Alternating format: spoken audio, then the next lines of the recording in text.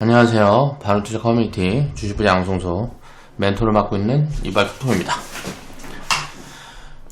자, 이제 오늘은 뭐 유상증자에 대해서 한번 다뤄달라 그런 이야기들이 좀 있었어요. 그래가지고 그 부분에 대해서 좀 이야기를 해볼까 합니다.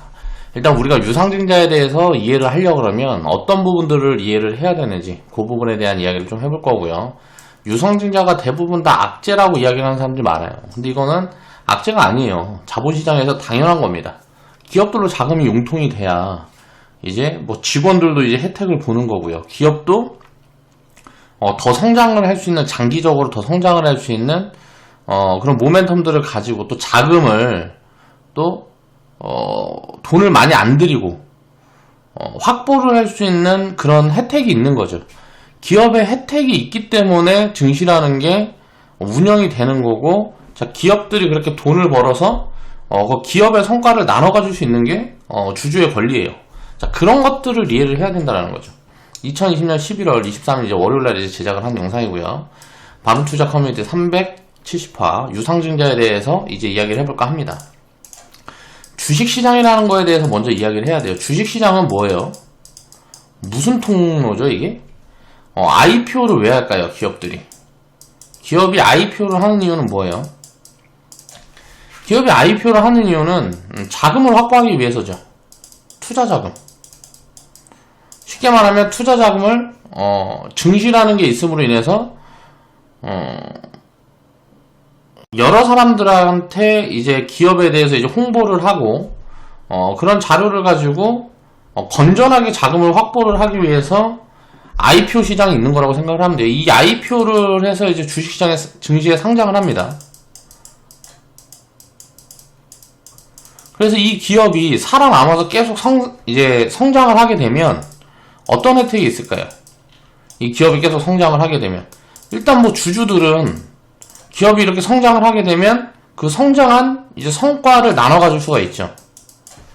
주주들은 이 성과를 나눠 가질 수가 있어요. 기업은 투자 자금을 이제 저렴하게 확보를 해서 투자 자금을 뭐 큰 리스크를 지지 않고, 기업이 이제 뭐 망하는 경우나 뭐 이런 경우들은 그러니까 기업이 이제 성장을 할 수 있는데 돈이 필요하다. 그럼 투자 자금을 효율적으로 확보할 수 있는 그런 통로가 되는 거란 말이에요. 이걸 이해를 해야 돼요. IPO를 하게 되면 이제 많은 사람들이 이제 생각을 하는 게, 비상장 기업이었다가 이제 IPO를 하게 되면 이제 뭐 차익 실현을 한다. 그러니까 이때 이제 기대감이 많이 붙기 때문에 이제 뭐 차익 실현을 한다. 그런 것들은 이제 단기적으로 그런 부분들은 투기적인 발상이에요. 그런 걸 생각을 하면 안 돼요. 자, 증시가 이제 많이 상승을 하게 되면 기업들이 유상증자를 어때요? 좀 싸게 할 수 있는 그런 혜택들도 들어가는 겁니다. 그러니까 여러 가지 혜택들이 기업에 있는 것 중에 하나가 유상증자라고 생각을 하면 돼요. 이거는 그럼 주주들한테는 항상 손해일까요? 그렇지 않다라는 거예요. 그런 인식부터 바꿔야 되는 거예요. 양아치 새끼인 거예요. 기업이 돈을 벌어요. 그러면 주주들은, 자, 이 투자를 한 주주들은, 자, 기업이 돈을 벌면 성과는 가져가면서, 자, 기업한테 진짜 투자하는 건 뭐예요? 진짜 기업에 돈이 들어가는 거는 뭐 유증 아니면 감자란 말이에요. 감자 같은 경우는 대부분 기업이 이제 망하게 생겼을 때 이제 주주 가치를 희석시켜가지고 그 돈을 이제 기업에 유입을 시키는 게 감자인 거고, 유상증자는 뭐예요? 자금을 새로 신규 자금을 새로 유입을 시키는 거죠. 그러면 우리가 이제 기업이 자금을 융통하는 방법은 여러 가지가 있지만, 자, 채권 발행이 있고요. 유증이 있어요. 자, 유증 같은 경우는 어때요? 이자가 들어가지 않죠. 자, 주주 가치는 희석이 되는 부분들이 있습니다. 당장 이제 단기적인 관점에서는. 그렇지만 이자가 들어가진 않아요. 그리고 채권 발행을 하게 되면 이자가 들어가요. 뭐 3%든 몇 프로든 이런 것들은 주기적으로 빠져나가는 돈이죠. 이게 이제 기업 가치의 득이냐 실이냐는 상황에 따라 다른 거고, 굉장히 복잡한 계산이 들어간다는 거예요. 그런 것들을 생각을 해야지, 우리가 주가가 내려간다고 그래서 이거를 악재라고 생각을 하면 안 된다는 거예요. 유상증자를 하게 되면 보통 대부분 90% 이상은 주가가 단기적으로 빠집니다. 빠지는 이유는 뭐냐면 할인율을 적용을 하기 때문에 그래요. 유상증자의 흥행을 하기 위해서 할인율을 적용을 하기 때문에. 그렇기 때문에 버블을 해소하는 역할도 합니다. 자, 버블이 크게 입혀졌을 때 보통 보면 기업 가치가 예를 들어서 1인데 버블이 뭐 한 3 해갖고 2가 입혀졌다.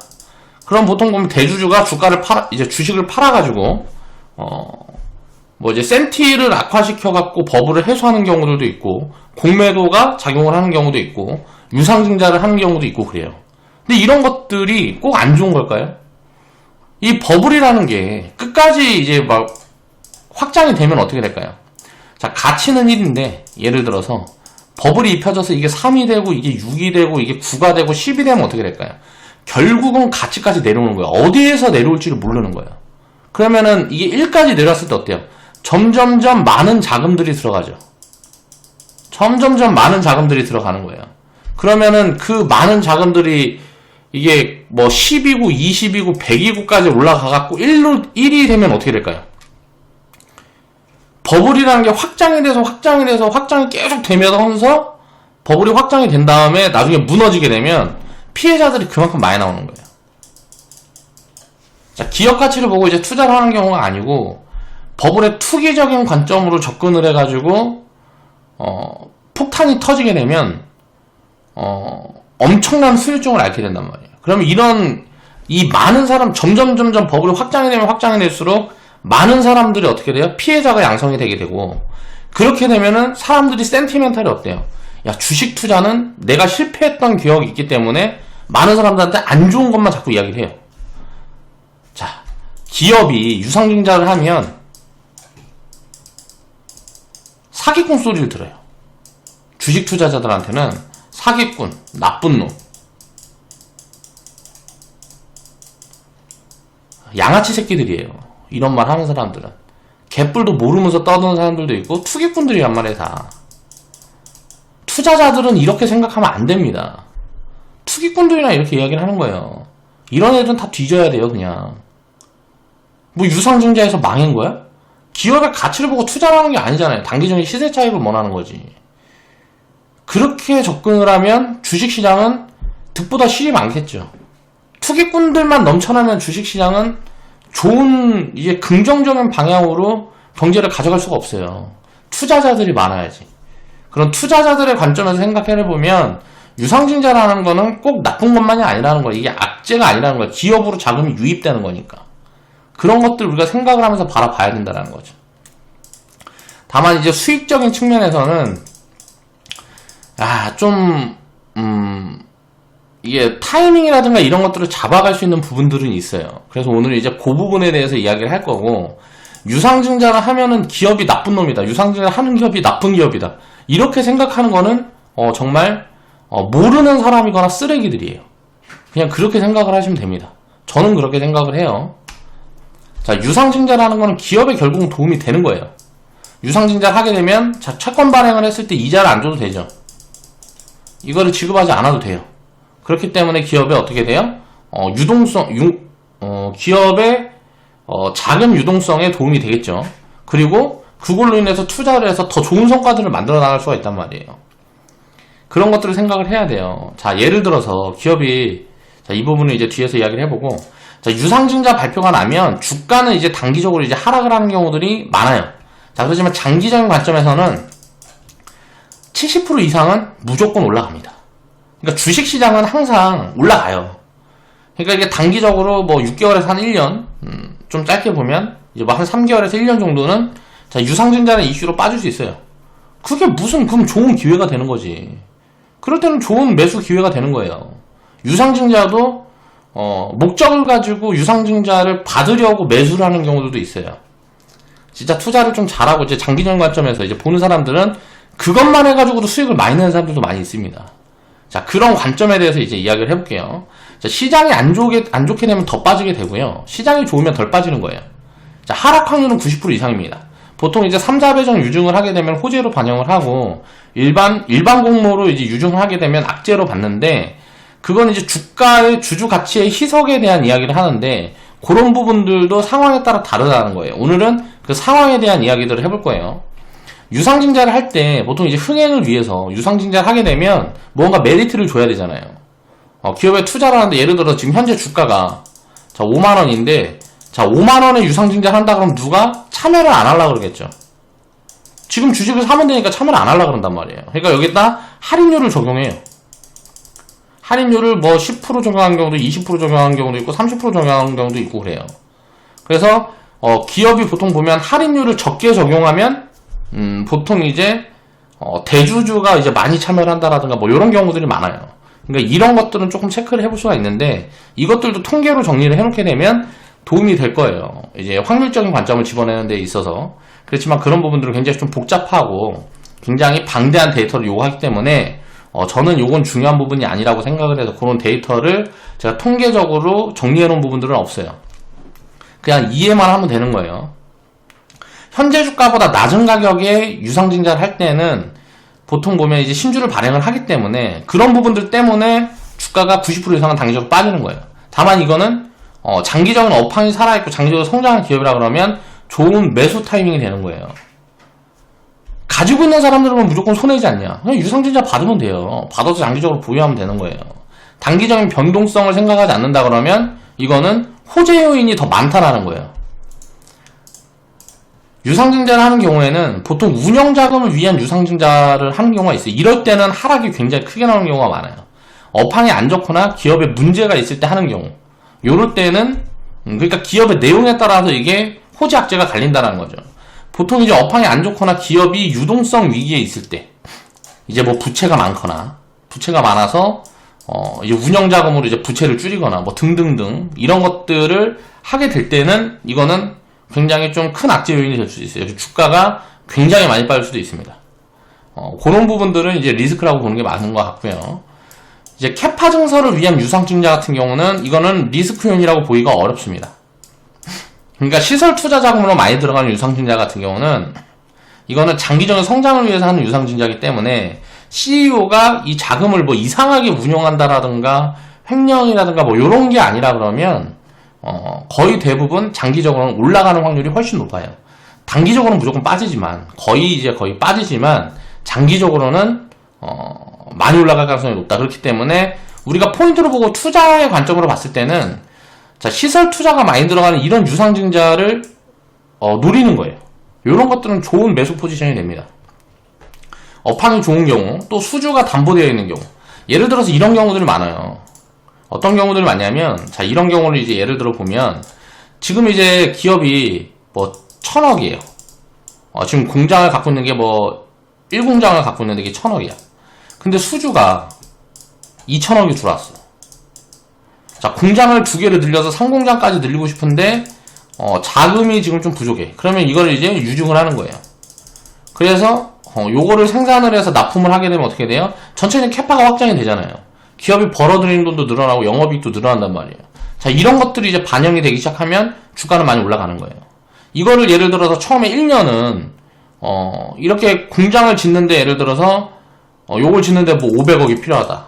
뭐 있겠죠. 뭐 1,000억이 필요하다. 그러면 이걸 지어가지고 여기에서 이걸 회수하는데 뭐 3년이 걸린다. 2년이 걸린다. 1년이 걸린다. 뭐 등등의 이런 데이터가 잡힌단 말이에요. 그런 것들을 이제 계산을 해서 이제 투자를 하겠죠. 그래서 이제 시설 투자 자금을 유증하는 경우도 있단 말이에요. 이런 경우에는 장기적인 호재로 보는 게 합리적이라고 저는 보고 있어요. 거의 이제 확률적으로 놓고 보면 70% 이상은 올라갑니다. 근데 이제 업황이 갑자기 꼬이는 경우라든가 어떤 리스크 요인이 발생을 하게 되면 수주라는 거는 이제 밀릴 수도 있고 이렇게 되게 되면 이건 오히려 리스크로 바뀔 수도 있어요. 공장을 지어놨는데 이게 문제가 생기는 경우 이제 캐파를 확장을 해놨는데 공장을 늘려놨는데 예를 들어서 그게 그 공장이 다 돌아가지 않는다라든가 이런 노이즈 요인들이 발생할 수가 있겠죠. 근데 그런 부분들을 빼놓고는 장기적으로 굉장히 좋은 기회가 된다라는 거야. 이 유증 시점이 장기적인 바닥 무릎일 가능성이 굉장히 높다라는 거예요. 그런 것들을 봐야 되고요. 삼자배정 유상증자. 자, 시장에서는 이제 호재로 받아요. 근데 이제 상황에 따라 다르다는 거예요. 뭐가 다르냐면 운영자금을 위한 유상증자. 그러니까 운영자금이 필요하고 부채가 너무 많아서 부채를 축소시키고 뭐하고 하기 때문에 이자 비용이 너무 많이 나가고 투자금을 들어갔는데 뭐 이런 것들에 대한 노이즈 요인이 있어서 그것 때문에 유상증자를 하는 경우에 예를 들어 3자 배정을 하게 되면 이거는 굉장히 호재 요인이 돼요. 왜냐면 일반 공모로 유상증자를 하게 되면 실패할 가능성이 크거든요. 그러니까 유상증자를 예를 들어 1000억을 하겠다 했는데 수요 예측을 했는데 이제 1000억이 미달이 돼서 나오는 거예요. 뭐 500억, 300억. 그렇게 되면 요런 부분들은 이제 유상증자가 실패하게 되니까 그런 것 때문에 3자 배정을 하는 경우도 있어요. 이건 굉장히 큰 호재 요인이 되는데 이제 뭐 시설 투자를 한다라거나 무슨 뭐 앞으로 장기 전망이 좋은데 여기에 대해서 할인율을 적용해서 유상증자를 한다 그러면 이거는 주주 반대합니다. 주주가 반대해요. 대주주가 뭐 이렇게 해서 유상증자해서 내 돈을 다 할게. 그렇게 하면 할인율 적용해서 야 나도 주주인데 나도 받을래. 그래갖고 지금 최근에 보면 한진칼에 뭐 이제 대한항공이나 아시아나항공이나 이제 합병 이슈가 돌면서 산업은행인가? 거기서 이제 3자 배정으로 유증을 한다 그러니까 KCGI가 반대를 했죠. 이제 소송 들어갔잖아요. 야 우리도 할래. 왜 니네만 하냐. 그래갖고 우리도 참여를 하겠다. 유증 참여해가지고 우리가 지분 있는 만큼 참여해가지고 우리가 대주주 돼서 CEO 바꿔먹고 하려니까 그렇게 지금 얘기를 하고 있단 말이에요. 주주들이. 이런 분쟁이 생길 수가 있죠. 장기업황이 좋아지는데 왜 니네가 왜 유상증자를 다 하냐. 할인율 적용을 해서 뭐 요런 부분들이죠. 그러니까 상황에 따라 굉장히 다른 거예요. 굉장히 복잡하다라는 거예요. 그런 이해관계들을 다 이해를 하고 있어야 돼요. 그래서 공부를 단순하게 유상증자는 나쁘다, 주가가 빠진다라고 그래가지고 나쁘다라고 보면 안 돼요. 왜냐면 유상증자가 언제 어떻게 진행이 될지를 아무도 알 수가 없잖아요. 어느 타이밍에 어떻게 진행될지를 누가 알 수가 없잖아요. 그렇기 때문에 이런 것들이 오게 되면 이 유상증자는 내가 받아야 되냐 말아야 되냐 거기에 대한 판단만 하는 거예요. 기업의 전망이 좋고 업황이 살아있다 그러면 유상증자는 받는 게 합리적인 거예요. 장기적인 투자 관점에서. 자, 3자 배정 유증이 호재고 일반 유상증자가 악재라는 건 잘못 알고 있는 부분이에요. 상황에 따라 다르다는 거죠. 그런 것들을 이해를 해야 되는 거예요. 일단 투자를 할 때 우리가 주식시장을 먼저 이해를 해야 된다는 거예요. 주식시장은 자, 기업이 자금 확보를 하는데 여기에 혜택을 주는 거예요. 자, 그 대신에 기업이 성장을 하게 되면 주주들한테 분배가 되는 거죠. 기업이 성장을 하게 됐을 때 이 성장 과실이 주주한테 분배가 되는 거죠. 이게 효율적으로 돌아가는 게 주식시장이에요.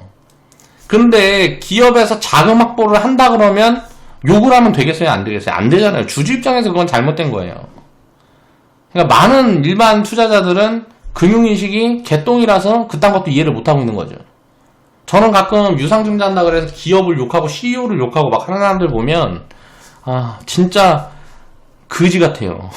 그런 사람들이 무슨 뭐 이야기를 하냐고. 이제 주가가 단기적으로 빠진다 그래서 기업을 욕하고 기업이 망했다 그래서 욕하고 물론 과정이 잘못됐다 그러면 CEO가 욕도 얻어먹고 할 수도 있지만 과정이 이제 열심히 해서 망할 수도 있는 거잖아요. 그런 걸 가지고 투자자들이 막 욕하고 하면 안 된다라는 거죠. 분산 투자 안 하니까 그런 거 아니에요. 거기다 몰빵으로 들어갔는데 내 돈 해먹었으니까 욕하는 거잖아. 투자자들은 그렇게 생각하면 안 된다라는 거죠. 인식의 전환이 좀 필요하다라고 생각을 해요, 저는. 자, 그 다음에 그런 과정들을 보겠습니다. 유상증자는 또 어느 정도 예측이 가능하기도 해요. 제가 이제 소재 기업들, 2차전지 소재 기업들은 유상증자 가능성도 굉장히 높다. 지금 이제 밸류가 이게 뭐 미래 가치를 너무 땡겨놓은 부분들이기 때문에 밸류 매력이 있다라고 보기가 힘들기 때문에 유상증자가 나오게 되면 하락이 좀 크게 나올 수도 있고 그때가 좋은 포지션이 될 수 있기 때문에 기다려보자 라고 코멘트들을 드렸었단 말이에요. 그렇죠? 그런 것들을 이제 기억하시는 분들이 계실 거예요. 자, 포스코 케미칼이 이제 1조 유증 발표를 했습니다. 여기 검은색 동그라미 친구가 이제 발표를 했는데 보면 신주 배정 기준일이 12월 9일 정도 돼요. 그러면 11월 말에서 12월 초에 유상증자를 받겠다고 편입하는 거는 괜찮단 말이에요. 신주 상장 예정일이 이제 2021년 2월 3일이니까 난 유상증자 받을 거야 하면 신주 배정 기준일보다 뭐 이제 한 일주일 정도 빠르게 사서 기다려서 유상증자 받고 유상증자 이제 권리락 떨어진 다음에 주가가 만약에 어떤 이슈로 인해서 급등이 나오거나 뭐하거나 하면 갖고 있는 물량 차익 실현하고 유상증자 받아도 또 때리고 하면 된단 말이에요. 그런 포인트들이 가능하다고요. 이런 기준일이라는 게 잡혀있기 때문에 이 기준일 전에는 주가가 많이 움직이기가 힘들어요. 왜냐면 이제 권리락이라는 게 예정이 돼 있기 때문에. 그리고 그때 신규 상장하는 기업이 이제 신규 상장일이 2월 3일이면 이때 급등이 나오면 매물이 많이 나와요. 추세를 타기가 힘들어요. 그러면 추세가 진행이 될 때는 자, 신주 상장 예정일 이후에 추세가 진행될 가능성들이 높겠구나. 그럼 나는 유상증자를 받지 않고 신규 편입을 볼 거다. 그러면 2021년 2월 3일 이후에 이제 2000년 소재 기업들은 보는 게 이제 합리적으로 유리하다라고 생각이 들고요. 그 다음에 이제 내가 유상증자를 받을 거다. 받아서 장기 보유할 거다. 그러면 12월 9일 이전에 이제 편입을 해서 권리랑 맞고 이제 유상증자 이제 신주인수권을 이제 확보를 해서 유상증자를 받으면 돼요. 그러면은 할인율이 적용되는 부분에 내가 받을 수가 있는 거잖아요. 그래서 할인율이 적용된 부분보다 주가가 더 빠져 있으면 그냥 유상증자 받아서 장기적으로 버티면 되고 기업이 장기적으로 좋을 거다라고 생각이 되면, 그리고 만약에 유상증자를 받았는데 유상증자 할인율보다 주가가 높은 위치에 있어. 그러면 유증 물량만큼 차익 실현을 하고 원래 갖고 있는 물량만 보유를 해도 되겠죠. 그런 이제 선택지가 여러 가지가 생긴다라는 거죠. CS윈드 같은 경우도 제가 이제 풍력 기업들도 말을 했어요. 유니슨 같은 기업들 보면 부채가 굉장히 많고 이제 뭐 아니 그러니까 실적이 적자고 뭐하고 하다 보니까 유중 발표하고 뭐하고 하면 폭락이 진행이 될 수도 있다. CS윈드 같은 경우는 좀 다르죠. 실적도 잘 내고 있고 수주도 계속 쌓이고 있고 하기 때문에 주가가 많이 빠질 가능성은 별로 없어 보여요. 그런데 이제 시장이 안 좋아지면 당연히 많이 빠지는 거고, 시장을 배제하고 이 기업 내용만 봐서는 그렇게 많이 빠질지는 모르겠어요. 잘 빠져주면 좋은 포인트가 되는 거고. 근데 이제 할인율이 20%죠. 이게 주말인가 언제 이제 지금 최근에 이제 발표가 됐단 말이에요. 예상 모집가입이 지금 뭐 92,200원 이야기를 하고 있는데, 지금 주가 위치보다 20% 저렴한 가격에 유증이 나오는 거니까 주가는 이제 빠질 가능성이 높은 거예요, 단기적으로. 신주 배정 기준일이 이제 12월 16일이에요. 자, 이때 이제 근처에 가서 이제 편입을 할지 말지 보면 되는 거예요. 이 할인율을 적용해서 유상증자를 받겠다. 그러면 이제 주가가 빠지게 되면 어떻게 되냐면, 주가가 뭐 10만원, 예를 들어 92,000원인데 92,000원 밑으로 빠지게 되면 뭐 8만원 이렇게 빠지게 되면 8만원에서 20% 할인율 적용해갖고 유상증자를 할 거란 말이에요. 그러니까 기업들은 유상증자를 할 때 주가를 최대한 방어를 하려는 노력들을 많이 해요. 그러다 보면 뉴스를 준비해 놓는 경우들이 많아요. 호재 뉴스들을 준비를 해서 유상증자 이제 신주 배정이 진행이 되기 전에 뉴스를 막 내놓는 경우들이 많아요. 그러니까 그렇게 되면 그때는 또 단기 차익 실현 기회가 되는 거예요. 이런 기준일들이라는 게 잡혀있기 때문에 이거는 타이밍을 보기가 굉장히 좋습니다. 유상증자 발표가 있게 되면. 자, 무상증자 같은 경우는 이제 뭐 무상증자를 이제 같이 하는 경우는 뭐냐면, 지금 이제 92,000원 뭐 이렇게 되면 이제 신규로 들어올 때 개인 자금 유입이 조금 더디다. 그러니까 자금 유무가 작은 사람들이. 그래서 이거를 가격을 낮추는 거죠. 보통 그래서 무상증자가 진행이 되게 되면 또 왜곡 포지션들을 만들어지는 경우들이 많아서 기업들에서 무상증자를 많이 이용하는 경우도 많아요. 나중에는 이 부분도 한번 이제 코멘트를 드려볼게요. 자, 신주 상장 예정일이 2021년 이제 2월 15일이란 말이에요. 그럼 내가 유상증자 안 받고 편입을 해보겠다. 그럼 이 이후에 편입을 해보는 게 확률적으로 더 유리하다. 그리고 만약에 내가 유상증자를 받을 거다. 그러면 신주 상장, 이제 신주 배정 기준일 일주일 전 정도 이제 편입을 해놓으면 되는 거예요. 자, 이런 경우는 어때요? 미래의 업황이 어때요? 잡혀있죠? 근데 이제 지금 밸류를 봐야 되는 거예요. 이게 지금 싸냐 비싸냐를 봐야 되는데 굉장히 어려워요. 이게. 포스코 케미칼 같은 경우도 지금 이제 싸다고 이야기를 하기는 어려워요. 그래서 이게 굉장히 복잡합니다. 비싼 경우에 유상증자를 하는 경우에는 굉장히 계산이 힘들어요. 보통 이제 저 같은 경우는 아무튼 밸류 체크가 되는데 만약에 이런 유상증자가 나온다, 밸류 매력 있는데 유상증자가 나온다 그러면 무조건 유상증자 받는 게 이득이에요. 근데 이제 밸류가 체크가 애매한 구간에서 보통 이제 유상증자가 나오게 되면 이거는 하락이 크게 나오면 좋은 기회가 되는데 하락이 크게 나오지 않으면 굉장히 애매해져요, 포지션이. 지금 같은 경우에는 애매한 것 같아요. 시장이 좋고 뭐하고 하다 보니까 잘 안 빠져요. 주가가 좀 많이 빠져주면 좋은데. 그래서 이제 좀 애매한 포지션이다 라고 생각은 하는데, 기업 내용을 보는 거지 유상증자의 내용이 좋고 안 좋고가 아니라는 거예요. 그런 것들을 이제 이해를 해야 되고요. 자, 그 다음에 이제 헬릭스미스라는 기업을 보면, 유상증자 발표하고 한 66% 정도 하락이 나왔어요. 이제 뭐 운영자금 확보, 그리고 이제 대주주가 참여 안 한다 그러니까 하락이 굉장히 크게 나왔다라고 보면 될 것 같고요. 이런 경우에는 운영자금 확보의 경우에는 단기 하락폭이 굉장히 크게 진행될 확률이 높다. 유상증자 발표하자마자 뭐 거의 하한가 금방 떨어지고 팍팍팍 빠지잖아요. 바이오 기업들이 유상증자 발표를 하게 되면 헬릭스미스도 그렇고 페트론이라는 기업도 있어요. 거의 뭐 그냥 하한가 박힙니다. 그러니까 운영자금 확보를 위한 유상증자를 한다. 그러면 많이 빠질 수가 있어요. 그래서 바이오 기업은 항상 이런 단기 노이즈들은 있다라고 생각을 하셔야 돼요. 그러니까 그리고 바이오 기업들만 아니라 또 부채가 많은데 적자 기업들, 그런 기업들은 언제나 감자나 유상증자 가능성들이 있다라고 생각을 하시면 되고요. 부채가 많은데 이제 적자 기업들은 뭐 이제 회사가 망하지 않으려면 이제 운영 자금을 확보를 해야 되니까 이런 경우에는 악재라고 볼 수가 있어요. 그런데 이제 미래에 업황이 좋은 경우, 그리고 이 기업이 지금 가치보다 기업 가치가 올라갈 수 있다라고 예상이 되는 경우에는 유상증자라는 거는 호재라는 거예요. 그러니까 싸게 살 수 있는 기회라는 거죠. 그런 것들을 이해를 하시면 될 것 같고요. 자, 헬릭스미스에 대한 경우를 이제 좀 보면, 이제 신주 배정일이 여기에요. 여기 지금 제가 빨간색으로 동그라미 치는 구간이 신주 배정일 기준일인데, 신주 배정 기준일.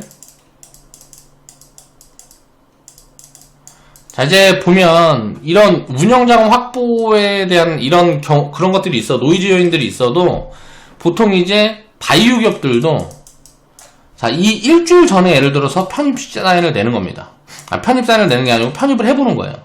자, 이거는 이제 제가 리딩으로는 모르겠어요. 아직은 이제 안 하고 있는데, 이제 나중에 이제 이런 것들이 좀 데이터가 정리가 되면 리딩도 이제 해볼까 생각을 하고 있는데, 자, 보면, 유상증자 발표가 나고 한 일주일 정도에 이렇게 되면 보통 이제 권리락이 떨어진 다음에 이슈를 많이 내놔요. 이 헬릭스미스도 보면 임상 3상 진행 이슈가 나왔습니다. 그러면서 주가가 많이 뛰죠. 이거는 좀 어떻게 보면 합법적인 좀 뭐라 그래야 되지? 작전? 주가 조작? 그런 좀 의미가 많이 있어요. 이런 뉴스를 미리 준비를 해놓고 이 시점에 맞춰서 언론에 공개를 하는 경우들이 굉장히 많아요. 그렇게 되면 이거는 단기 매도 찬스가 오는 거예요. 그러니까 단기 포지션도 취해갈 수가 있다는 거죠. 물론 리스크 요인은 있습니다. 헬릭스미스 같은 경우는 2만원 밑에서 유상증자가 진행이 되게 되면 이거 노이즈 요인이 좀 있어요. 그러니까 관리 종목으로 지정이 되고 뭐 이런 여러 가지 문제가 생길 수 있는 그런 것들이 지금 복합적으로 작용해 있는 기업이라서 판단하기가 쉽지는 않은데, 요런 이제 포지션 대응도 이제 가능하다라는 걸 설명을 드리는 거고요. 그러니까 신주 배정 기준일이 2020년 11월 6일이잖아요. 자, 5일, 10일 전에 이제 매수를 해서 유증 참여를 하겠다라고 생각을 했는데, 자, 권리락이 떨어진다면 이렇게 급증이 나오게 되면, 자, 유상증자는 받고 갖고 있는 물량은 때려버릴 수도 있다는 거예요. 왜냐면, 유상증자가 이제 이 진행이 되기 전에는 신주 배정 기준일에 이제 배정이 받을 때는 대충 2만원 뭐 요 근처에서 이제 기준이 잡혔단 말이에요. 그러면 유상증자는 여기에서 이제 할인율을 30%를 적용을 받든 20%를 적용을 받든 하게 되면 뭐 15,000원 뭐 18,000원에 유증을 받는 거잖아요. 근데 주가가 뭐 3만원 4만원 가 있으면 어떻게 돼요? 이거 유상증자가 예를 들어서 상장을 하게 됐을 때, 유증 물량이 상장하게 됐을 때 1월 10일 날은 어때요?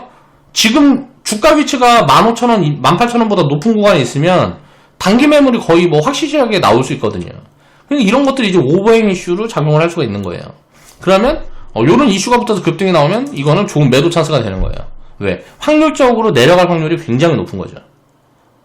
그러니까 유상증자 랑 이제 유상증자 받은 물량이랑 그 받기 전에 물량이랑 합쳐서 기준가보다 높은 구간의 가격이 위치해 있으면 대기 매물이 나올 수 있는, 대기 매물이 그러니까 나올 게 정해져 있는 거예요. 그런 이슈들이 정해져 있기 때문에 편안하게 매도 포지션을 볼 수가 있는 거예요. 이런 것들을 이제 타이밍으로 좀 정리를 해볼 수가 있다는 거예요. 유상증자 포지션도.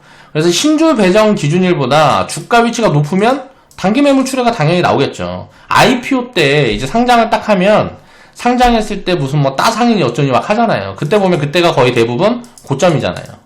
확률적으로 90% 이상이 고점입니다. 그렇게 되는 거랑 비슷한 개념이에요. 자, 그렇게 이해를 하시면 돼요. 그래서 단기 매매를 좀 하고 잘하는 사람들 중에 타이밍을 볼 때 요런 것만 보는 사람들도 있어요. 무상증자나 유상증자만 보는 사람들도 있어요. 이것도 굉장히 확률이 높습니다. 근데 이제 이런 것들은 이제 매매 관점이라서 별로 이렇게 추천하고 싶지는 않고요. 이렇게 이해를 하시면 될 것 같아요. 운영 자금을 위한 유상증자. 그러니까 미래에 이제 시설 투자가 많이 들어가는 게 아니고 뭐 빚을 갚는다라든가 뭐 요런 데만 이제 돈이 많이 들어가는 거예요. 그럼 이제 미래에 성장을 하기 위해서 돈이 쓰이는 게 아니고 내가 직원들 월급을 준다라든가 뭐 부채를 갚는다라든가 이런 데 돈이 들어가게 되면 어떻게 돼요? 뭐 단기적으로 이익은 좀 개선이 될 수 있겠지만 쉽게 말하면 기업이 좋아지지 못하면 이건 뭐 득을 보는 게 별로 없잖아요, 주주들이. 그러니까 운영자금을 위한 유상증자는 이거는 조금 받기가 애매해요. 이거는 만약에 3자 배정 유증이 나오는 거를 확인을 하고 만약 이런 구간들이 나오게 되면 이제 신규 편입을 해보는 게 좋고, 캐파 증설을 위한 유상증자 같은 경우는 이거는 받아도 좋은 기회가 될 수 있다. 그러니까 유증 참여를 하는 게 나쁘지 않다라는 거예요. 자, 미래 성장을 위해서 기업이 돈을 쓴다. 그런 데다가 유상증자를 한다. 그런 이유로 유상증자를 한다 그러면 이거는 장기적으로 굉장히 좋은 매수 포지션이 될 수 있다는 거죠. 그런 것들을 생각을 하고 유상증자는 바라봐야 된다는 거예요. 그러니까 유상증자라는 건 결국은 기업에 도움이 된다는 거죠. 그렇게 이제 우리가 생각을 하고 접근을 해야 되고요. 자, 운영자금을 위해서 이제 유상증자를 한다 그래도 사실 이거는 이제 주주한테는 크게 이득이 없다 그래도 기업에 속해 있는 사람들한테는 득이 될 수 있잖아요. 그리고 나중에 이 기업이 살아나게 되면 주주도 당연히 이 이득을 이제 함께 누릴 수 있는 거고, 그럼 이제 이런 것들도 우리가 생각을 해야 된다는 거죠. 이제 투자자라 그러면 공적인 부분들도 이제 생각을 해야 되는 게 아닌가 라는 생각을 좀 해보는 거고요. 그래서 유상증자에 대해서 이해를 하려면 주식시장이라는 거에 대해서 이해를 해야 돼요. 주식시장이라는 거에 대해서 이해를 하고 이게 어떤 혜택을 주는 거냐. 주식시장이 투자자들한테만 혜택을 주는 게 아니잖아요. 기업한테도 혜택을 주는 거란 말이에요. 기업은 어떤 혜택을 보는 거고 투자자들은 어떤 혜택을 보는 거냐. 이제 성장에 대한, 기업이 성장을 하는 거에 대해서 자산 분배가 되는 거예요. 투자자한테 자산 분배가 되는 거죠. 주식시장의 선순환 구조는. 그리고 기업은 어때요? 자금 조달이 수월한 거예요.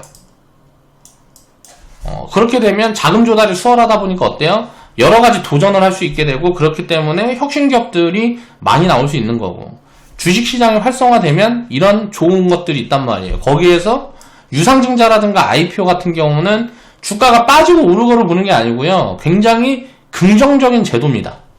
이 제도 자체를 이해를 해야 된다는 거예요. 그리고 나서 이제 그 안에서 이제 공부를 해야 되는 거고, 이해는 그게 기준이 되어야 된다는 거죠. 이건 굉장히 긍정적인 제도라는 거예요. 유상증자를 욕하면 안 된다라는 거죠. 항상 단기적인 관점에서 보기 때문에 주가가 단기적으로 빠진다라고 안 좋게 생각을 하는 거예요. 근데 이제 그렇게 생각하는 투자자들만 많으면 그 사람들은 투자자들이 아니고 투기꾼이라는 거죠. 걔네들이 욕을 하든지 말든지 그런 애들은 주식 투자를 못 하겠으면 좋겠어. 그렇게 생각하는 사람들은. 제가 개인적인 생각은 그래요. 자, 그래서 이런 인식들을 좀 키워가면서 투자를 하자. 자, 오늘 방송 마무리하겠습니다.